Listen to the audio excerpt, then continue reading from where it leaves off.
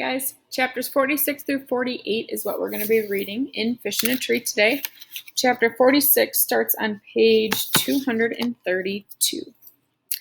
Chapter 46, Flying Tigers and Baby Elephants. Well, Allie, Albert says to me at lunchtime, before I really knew you, I used to call you the Flying Tiger. Oh, Albert, that's a great name, Keisha says, like fierce, like nobody messes with her, right? I wish that described me, but it doesn't. Why in the world would he nickname me that? I thought that Albert paid more attention to things. I look up, and he's watching me. Well, he asks, aren't you wondering why I call you that? I shrug. It's not an insult, just my observation. I shrug again. Fine, tell me then. Before the United States entered World War II, there were a bunch of American pilots in China. They were called the Flying Tigers. They flew those planes with the shark teeth on the nose. Wait, I say, my dad and brother loved those planes. He nods once I try hard to shake out the mind movie of me as an airplane. They did not have many planes, so they would repaint them every few missions, change a bit of the design and the numbers so that the Japanese would think there were far more of them than there really were. I sort of know what he means. I've watched you, trying to figure out how to repaint yourself for other people all the time. Trying to make them think one thing about you when the opposite was true. Like with the teachers, always getting sent to the office. Wow, I can't believe Albert noticed all this. Okay, Keisha says, do you name everyone like that? I like analogies. They interest me and help me understand. What about me? Do you have a nickname for me? He hesitates. Okay, Professor, spill it, Keisha says. He bites his lip. Listen, you better tell me, and tell me now. The baby. What? The baby? Are you kidding me? She gets a great name like the Flying Tiger, and you call me the baby? What the heck is that supposed to mean? He turns red. I didn't want to offend you. Well, it's just a little too late for that. I'm going to send you into space, where no man has gone before. No kidding. Is Keisha quoting Star Trek now? The girl has lost her mind. I called you the baby because when you were quiet, you're taking everything in. But when you want something, you're loud about it and usually get your way pretty fast. I burst out laughing. Oh man, Keisha, that is just too perfect. She folds her arms with a bit of a humph, but then begins to laugh too. Albert, do you have one for yourself? I ask. When he doesn't say no, I know it means yes. Tell us, Keisha says. I'm the elephant.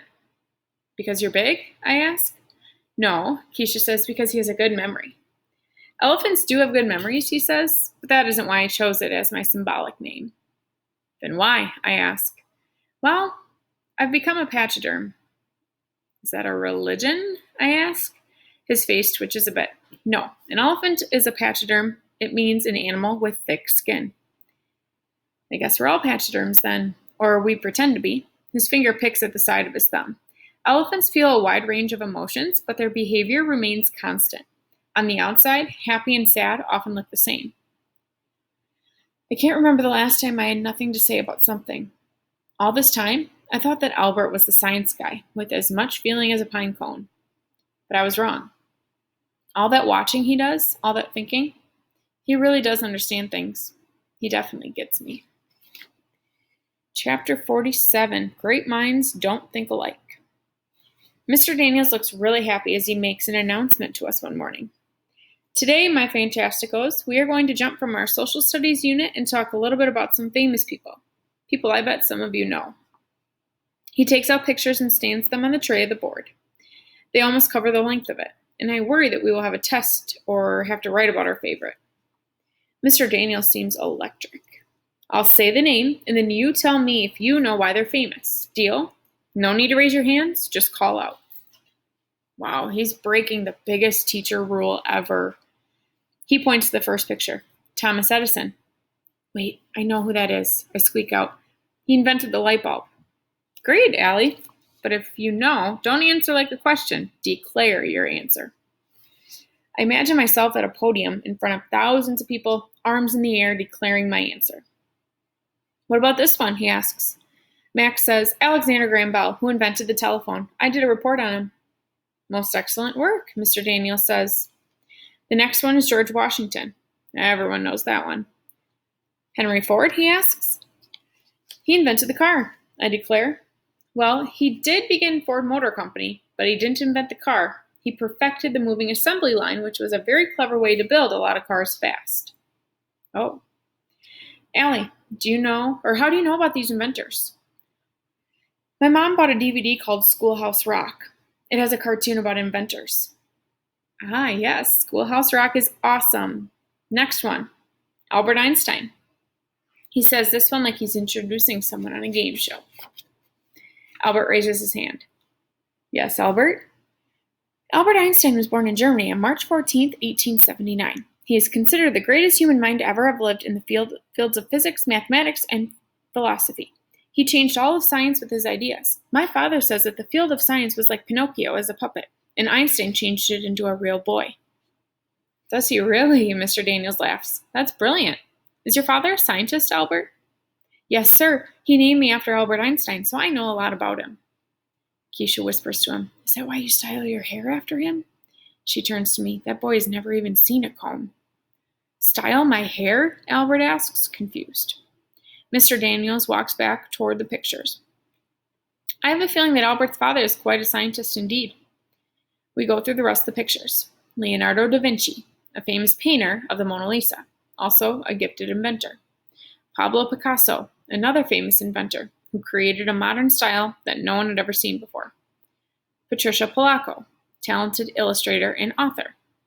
Whoopi Goldberg, hilarious comedian and actress. Henry Winkler, famous actor and author. Muhammad Ali, world heavyweight champion in boxing. John F. Kennedy, 35th President of the United States. Winston Churchill, Prime Minister of England during World War II. His intelligence and grit kept the Nazis from taking over England. In fact, all these people had grit to spare. Grit. I like that word. John Lennon of the Beatles. Walt Disney, creator of Mickey Mouse. Then Mr. Daniels stands back. Don't you all agree that this is a stunning group of talent? Is there anyone here that would be willing to stand up and say that any of these people were stupid? Everyone shakes their head. Albert gave us a great rundown of Albert Einstein. But did you know that he was kicked out of school when he was young? His report card said that he was too slow to amount to anything. In fact, he couldn't memorize the months of the year. In fact, he had trouble tying his shoes. But he was and remains one of the greatest minds we've ever seen. I remember when I had a hard time tying my shoes. Travis sat with me for a long time teaching me the baby way where you make the rabbit ears. I stared at Einstein's picture with his crazy white hair that looks like he had an accident with a light socket. How could he figure out something like time travel and not know the months of the calendar? Mr. Daniels says, Some people say that John Lennon is one of the most gifted spiritual musicians ever. He walks over and points to Walt Disney. What about this guy? Did you know that he was told by a teacher that he wasn't creative enough? He moves over. How about Henry Ford? He was born understanding how an engine should work. He just knew without studying it. Hey, that's like Travis.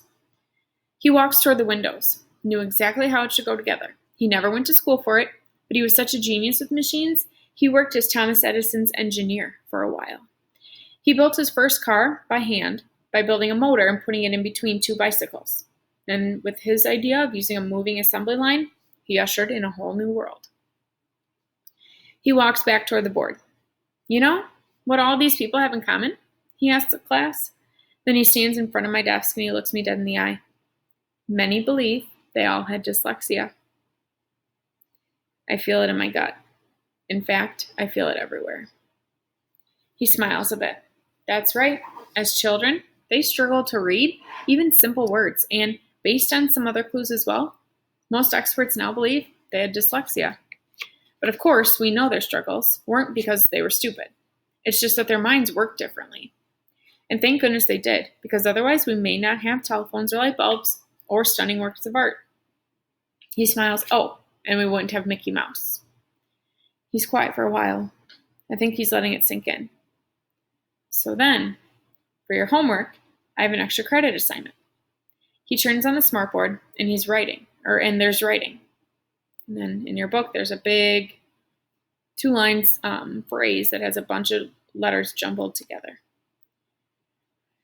The class is already complaining that they can't read it, complaining that it makes no sense. It's a code, he says. Each letter stands for another. Extra credit for anyone who can crack it. It isn't exactly like reading with dyslexia, but it will give you a taste of how hard it is, how long it takes. Then he looks at me, and how smart you have to be to persevere. He dismisses us and everyone starts to get ready to go home.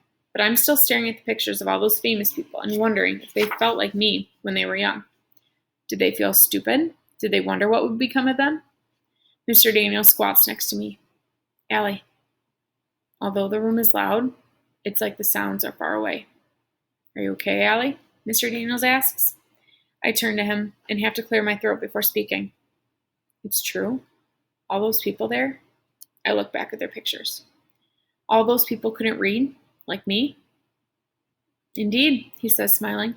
Not that they couldn't read, they just needed to learn a different way, that's all.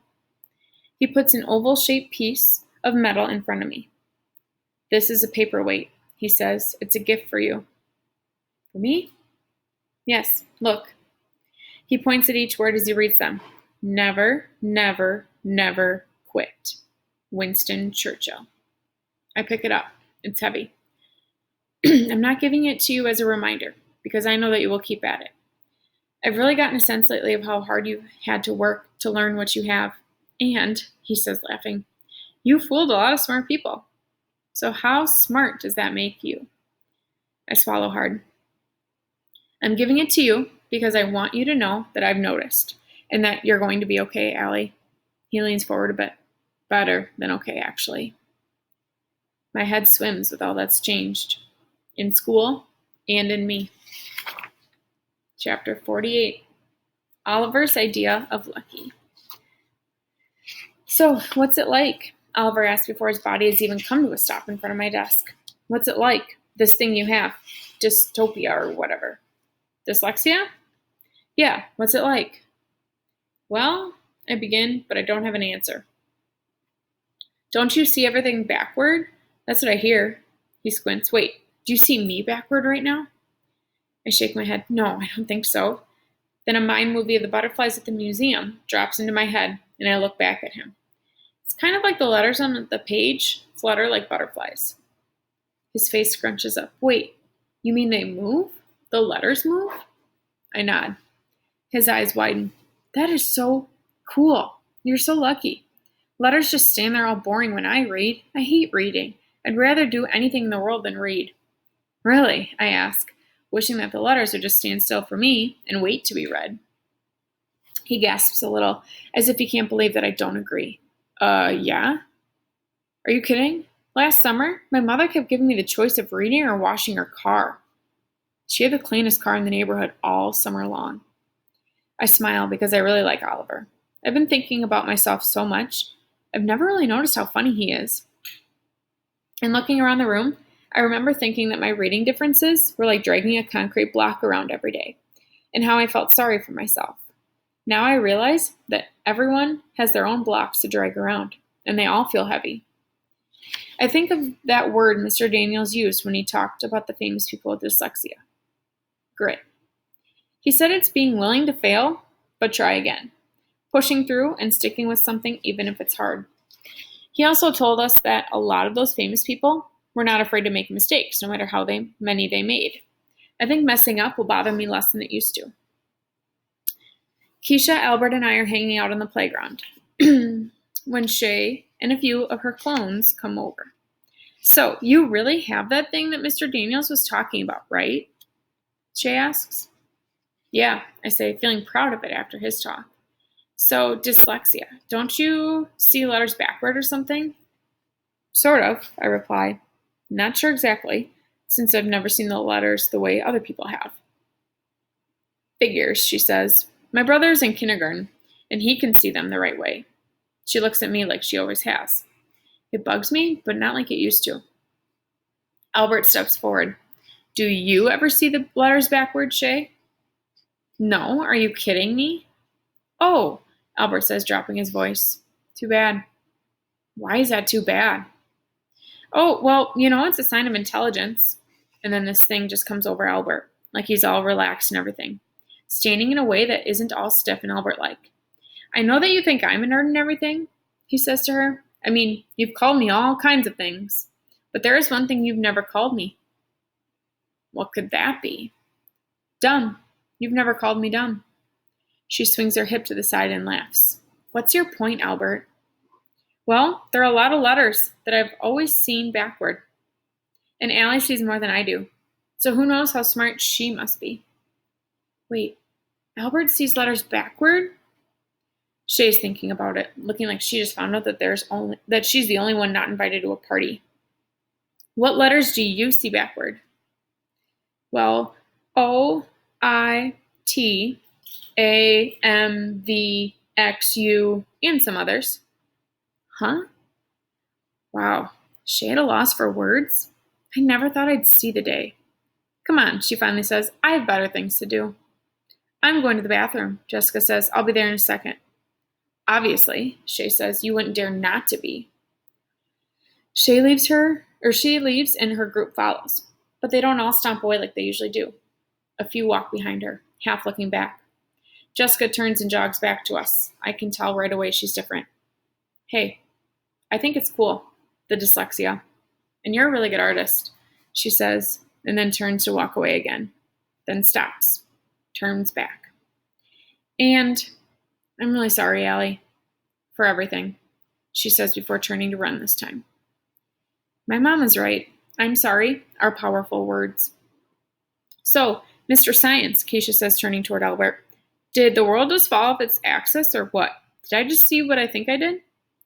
We all watch Jessica run up the hill. Well, he says there is an explanation. Allie is a catalyst. Not sure what that means, but from Albert it must be good. All of a sudden, Keisha starts cracking up, bending over with her hands resting on her knees, stumbling around like she's going to fall over. God, Albert, I can't believe you did that with the letters, and I can't believe she went for it. Albert cracks a smile. Keisha puts her arm around my shoulder. Albert here just gave Shay a bunch of letters that are the same forward and backward. If she wasn't spitting nails mad, trying to hurt people, she probably would have figured it out. Then I laugh too. Thanks, Albert, I say. Shay's going to hate you more now than she hates me. No worries, Keisha says. That girl has plenty of hate to go around. And I realize that it is easier now that Shay and everyone else know why I have so much trouble. Mr. Daniel says I should concentrate on what I do well. I'm going to try to do that. When I get back to my desk, there's a wooden A on it. I pick it up and wonder where it came from.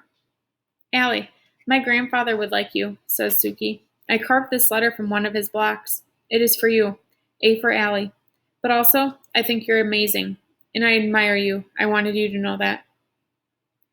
I swallowed the lump in my throat. Thanks a lot, Suki. Now I can tell everyone that I finally got an A at school. And we both laugh. I hear Shay across the room, but she doesn't sound happy. There's something on her desk, too. A pile of old friendship bracelets. Okay, so there is a Google form attached to this assignment on Google Classroom. So make sure that you're answering those questions on there with your race answers, and let me know if you have any questions.